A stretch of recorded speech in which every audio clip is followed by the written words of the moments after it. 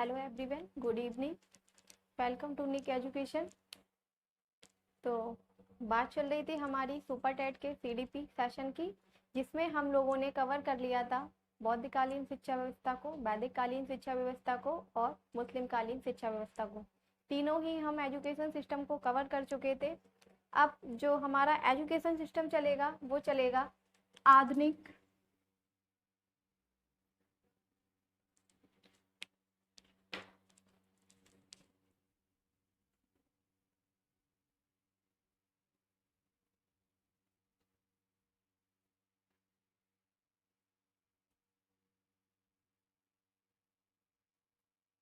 आधुनिक शिक्षा व्यवस्था। तो पहले लेक्चर में जब हमने आपको सिलेबस बताया था तो आपको बताया था इसे हम लोगों को दो भागों में डिवाइड करके पढ़ना है। एक हम लोग देखेंगे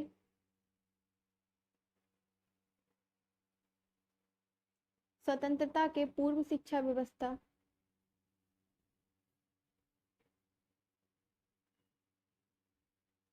स्वतंत्रता के पूर्व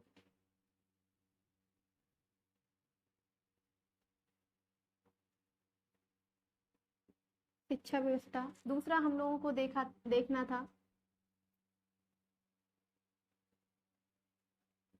स्वतंत्रता के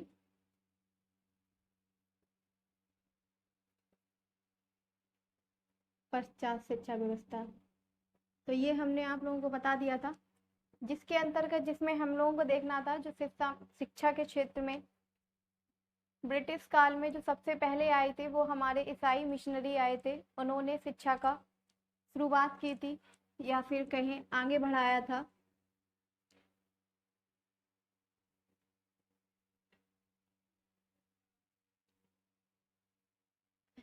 तो यहीं से आपका जो निकल के आता है, सबसे पहले जो हम लोग देखेंगे यहीं पे 1813 का आज्ञा पत्र क्या था। उसके बाद उसी से रिलेटेड 1813 का जब आपका आज्ञा पत्र आया तो वहीं उसके बाद प्राच्य और पाश्चात्य विवाद उत्पन्न हो गया था। तो नंबर फर्स्ट 1813 का आज्ञा पत्र। तो इसमें हुआ क्या था, ये भारतीय शिक्षा के लिए पहला प्रयास किया गया था। इस आज्ञा पत्र के दौरान 1813 के जो भारतीय शिक्षा के लिए पहला प्रयास किया गया था, या फिर ये कहो जो भारतीय शिक्षा को प्रोत्साहन देने के लिए, साहित्य को प्रोत्साहन देने के लिए या भारतीय विद्वानों को प्रोत्साहन देने के लिए 1,00,000 रुपए आवंटित किया गया था। लेकिन फिर उसमें बाद में विवाद उत्पन्न हो गया था। विवाद इसलिए उत्पन्न हो गया था क्योंकि भारतीय साहित्य को प्रोत्साहन देने के लिए या फिर भारतीय विद्वानों को प्रोत्साहन देने के लिए जो रुपए 1,00,000 खर्च करना था वो लोगों को समझ में ही नहीं आ रहा था। सब लोग अपने अपने में देख रहे थे। कुछ भारतीय जो बाहर से पढ़ के आए हुए थे विदेश से, वो सोच रहे थे हम लोगों की शिक्षा पे ये खर्च किया जाएगा। कुछ कुछ और सोच रहे थे। तो सबका अपना अपना मानना अलग अलग था। तो इसलिए इस पे हो गया था विवाद उत्पन्न, जो कि आपका प्राच्य एवं पाश्चात्य विवाद के नाम से जाना गया। इसमें नोट करो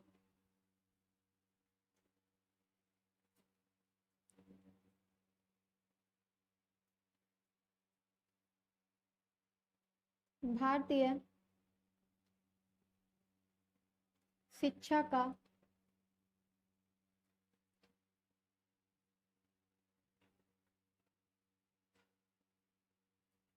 प्रचार प्रसार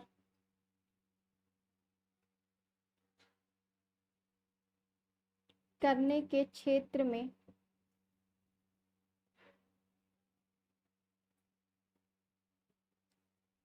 यह पहला प्रयास था।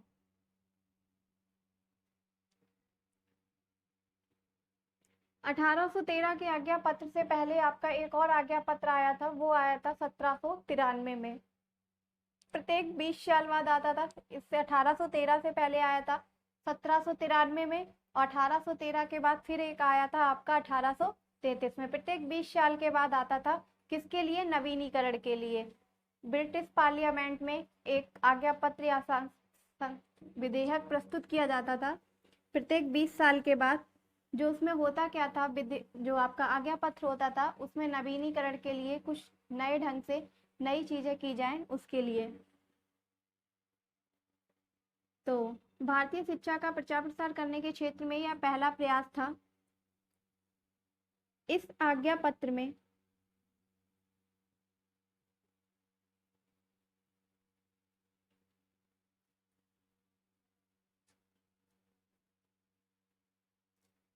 भारतीय शिक्षा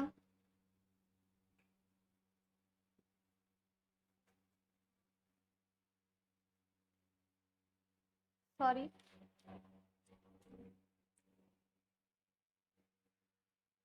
इस आज्ञा पत्र में भारतीय साहित्य एवं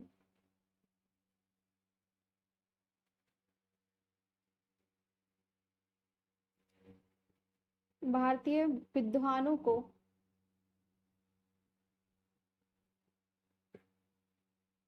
प्रोत्साहन देने के लिए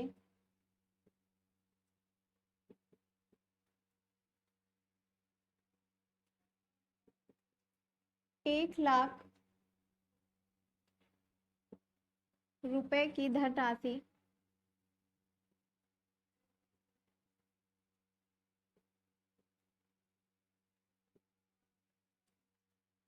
आवंटित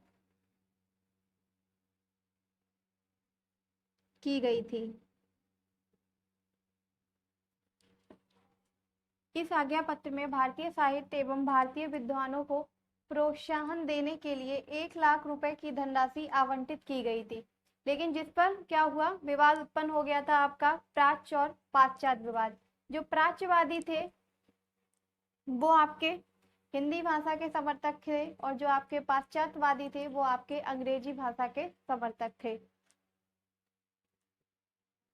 अब विवाद उत्पन्न क्यों हुआ? क्योंकि यहाँ भारतीय साहित्य एवं भारतीय विद्वान, तो समझ में ही नहीं आ रहा था किस पे खर्चा किया जाएगा, कौन भारतीय साहित्य किसे समझा जाए या फिर भारतीय विद्वान किसे समझा जाए।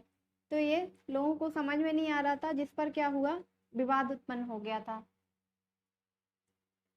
नेक्स्ट नोट करो लाइन, भारतीय साहित्य एवं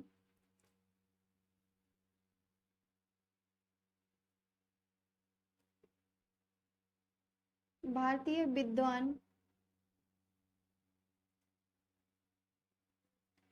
अर्थ स्पष्ट न होने के कारण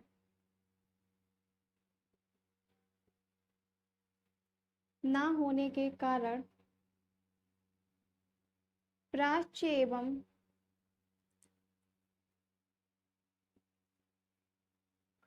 पाश्चात्य विवाद का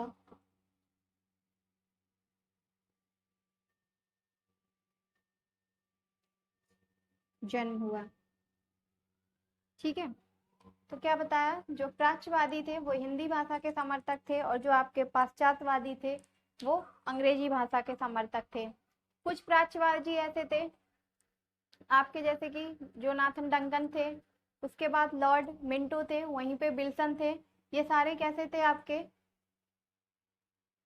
प्राच्यवादी थे। कैसे थे, प्राच्यवादी समर्थक थे या कि हिंदी भाषा के समर्थक थे, ये कह लो आप लोग। प्राच्य एवं पाश्चात्य विवाद उत्पन्न हुआ।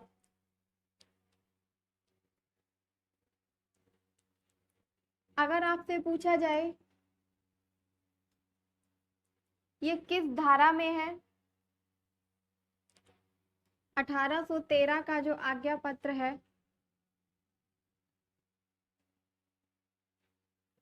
इसका वर्णन किस धारा में है, तो वो है आपका धारा 43 के अंतर्गत। धारा 43 के अंतर्गत, तो नोट करो,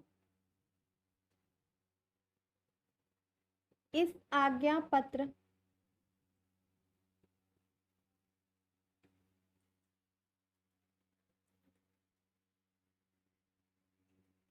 उल्लेख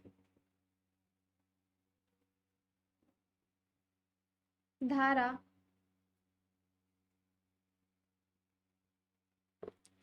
43 के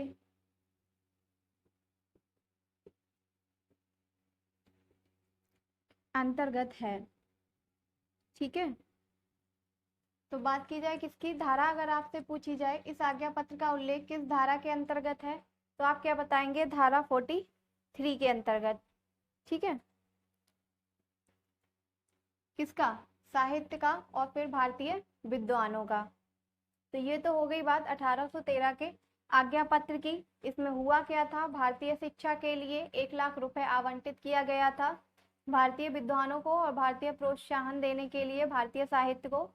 लेकिन उसका मतलब, साहित्य का मतलब ही कुछ लोग गलत लगा रहे थे, कुछ कह रहे थे ये हम जो विदेशों से पढ़ के आए हुए हैं भारतीय, उन पे खर्च किया जाएगा आगे। कुछ लोग कह रहे थे कि हिंदी भाषा को और सुधारने के लिए, उस पर सुदृढ़ करने के लिए उस पर खर्च किया जाएगा। लेकिन इसका अर्थ ही सही तरह से स्पष्ट नहीं हो रहा था, जिसकी वजह से आपका प्राच्य और पाश्चात्य विवाद उत्पन्न हुआ। ठीक है, इसके बाद जो आपकी बात की जाए,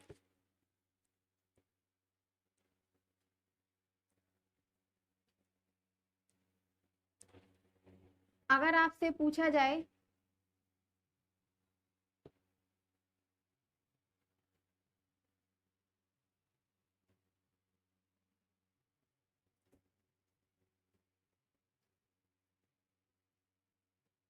प्राच्य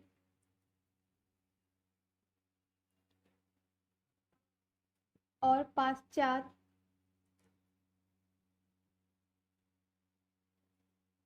विवाद का जन्म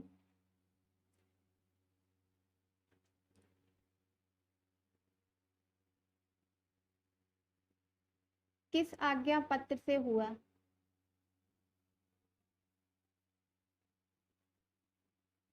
प्राच्य और पाश्चात्य विवाद का जन्म किस आज्ञा पत्र से हुआ, 1813 का आज्ञा पत्र,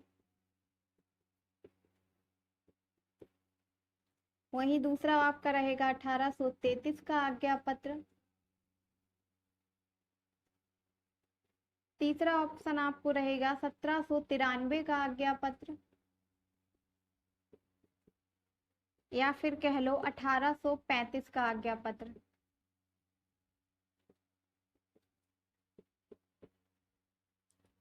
तो क्या बताएंगे आप लोग, जो प्राच्य और जो पाश्चात्य विवाद का जो जन्म हुआ था आपका, वो किससे हुआ था, 1813 के आज्ञा पत्र से। किससे हुआ था, 1813 के आज्ञा पत्र से।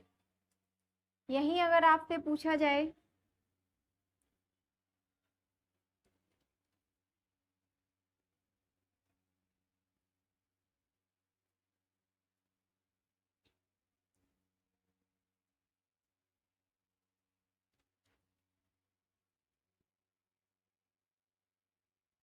1813 के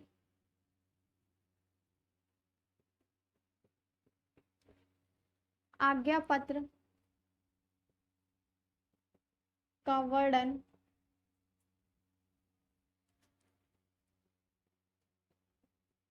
किस धारा में किया गया है,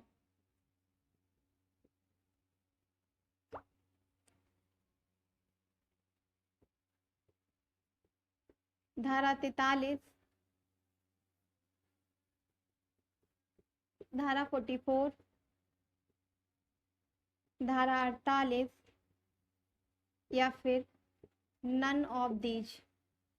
तो आप लोग क्या बताएंगे, किसमें किया गया है, 1813 के आज्ञा पत्र का वर्णन किस धारा में किया गया है, तो अभी हमने आपको बताया धारा 43 में। किसमें किया गया है, धारा 43 के अंतर्गत इसका वर्णन किया गया है।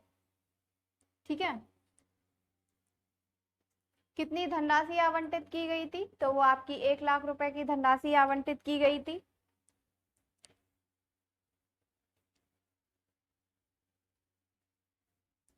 इसी के बाद 1813 के आज्ञा पत्र में जो विवाद उत्पन्न हुआ, कहीं ना कहीं उसे दूर करने के लिए फिर आपका आया 1833 का आज्ञा पत्र। कौन सा आया, 1833 का आज्ञा पत्र।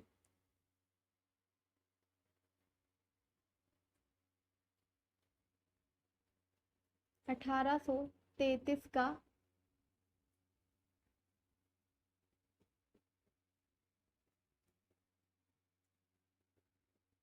आज्ञा पत्र। तो इसमें हुआ क्या था, जो 1813 के आज्ञा पत्र में जो आपकी 1 लाख रुपए की धनराशि आवंटित की गई थी, उसको बढ़ाकर क्या कर दिया गया था, 10 लाख रुपए कर दिया गया था। नोट कीजिए, 1833 के आज्ञा पत्र में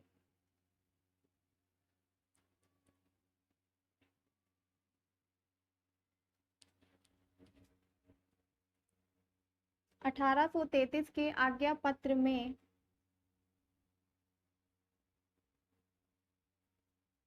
1 लाख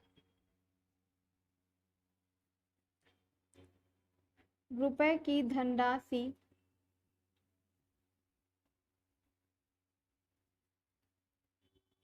को बढ़ाकर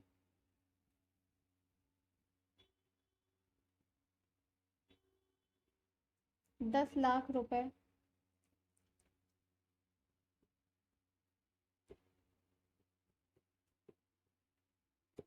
कर दिया गया, इसी में नोट कर लो। तथा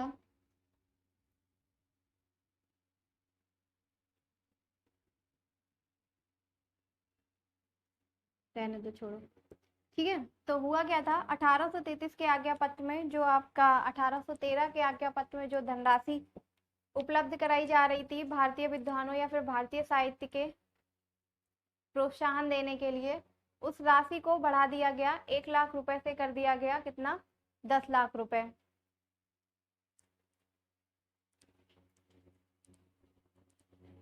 ठीक है। और एक जो काउंसिल होती थी, परिषद होती थी, उसमें एक कानून सदस्य की व्यवस्था भी की गई थी। तो नोट कीजिए,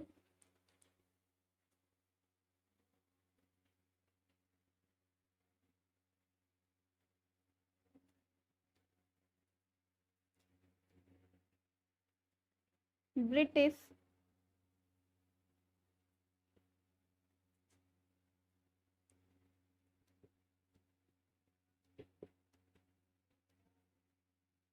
पार्लियामेंट में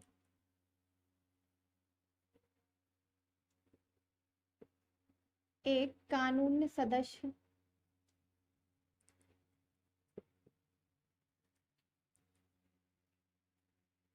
को भी जोड़ा गया। ठीक है। तो हुआ क्या, दो चीज इंपॉर्टेंट है आपके लिए, 1 लाख रुपए से बढ़ाकर धनराशि 10 लाख कर दी गई, और जो ब्रिटिश पार्लियामेंट में एक कानून सदस्य को भी जोड़ा गया। ठीक है। इसके बाद आया आपका क्या, 1833 का लॉर्ड मैकाले का विवरण पत्र कह लो या फिर 1835 का आज्ञा पत्र कह लो। तो 1835 के आज्ञा पत्र में हुआ क्या था, लॉर्ड मैकाले ने क्या कहा था, जो शिक्षा का जो अगर आपसे पूछा जाए छनाई सिद्धांत या छन्नीकरण का सिद्धांत या फिर निस्यंदन का सिद्धांत किसने दिया, तो वो आपका दिया था लॉर्ड मैकाले ने। किसने दिया था, लॉर्ड मैकाले ने। और होता क्या था, उनका कहना था कि जो शिक्षा जो है वो उच्च वर्ग को दी जाएगी, शिक्षा को जो है जो उच्च वर्ग के लोग हैं उन्हें दी जाएगी, और उनसे छन छन कर शिक्षा बूंद बूंद छन छन कर निम्न वर्ग में या निचले वर्ग में पहुंचेगी।